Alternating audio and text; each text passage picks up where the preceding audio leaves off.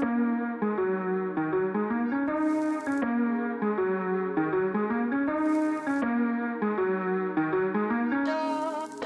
sejahtera kepada semua penonton yang sedang menonton video ini. Saya Wasigaran Analagi Siwa, pelajar Sekolah Menengah Kebangsaan Buntong. Hari ini saya akan mengulas sebuah buku yang bertajuk Peribahasa Watafak Wajib Tahu dan Faham. Buku ini ditulis oleh Zanaria binti Abdul. Beliau pernah menulis pelbagai jenis buku, termasuklah buku teks Bahasa Melayu tingkatan 2 KSSM dan buku teks Bahasa Melayu tingkatan 4 KSSM. Buku ini diterbit oleh penerbitan Pelangi Sendirian Berhad. Sekarang, marilah kita berfokus kepada kandungan dalam buku ini. Buku Peribahasa Watafak Wajib Tahu dan Faham memuatkan peribahasa yang wajib diketahui dan difahami oleh semua murid sekolah menengah tingkatan 1 hingga tingkatan 5. Peribahasa yang dimuatkan dalam buku ini merupakan peribahasa yang dihimpunkan daripada sumber buku teks. Di samping, peribahasa tambahan yang bersesuaian dengan tahap murid sekolah menengah yang tidak kedapatan dalam buku teks. Baiklah, saya akan kongsikan tentang kelebihan buku ini. Buku ini mengandungi semua peribahasa yang dihimpunkan daripada buku teks Bahasa Melayu sekolah.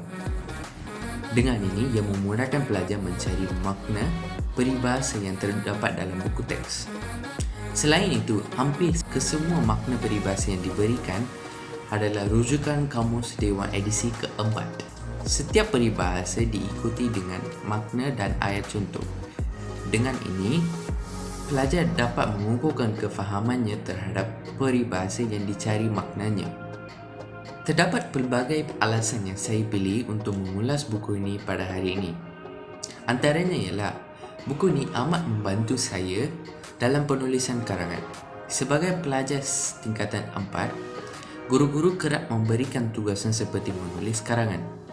Mereka juga menyarankan penggunaan peribahasa dalam penulisan karangan bagi menarik minat pembaca serta mendapat markah yang cemerlang.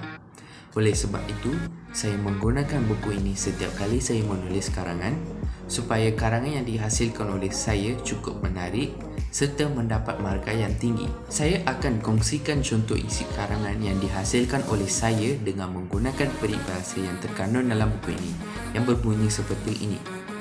Anak remaja seperti saya yang umur baru setahun jagung, darah baru setampuk pinang, perlulah mengingati warisan nenek moyang seperti pantang larang sekaligus memperhatikannya.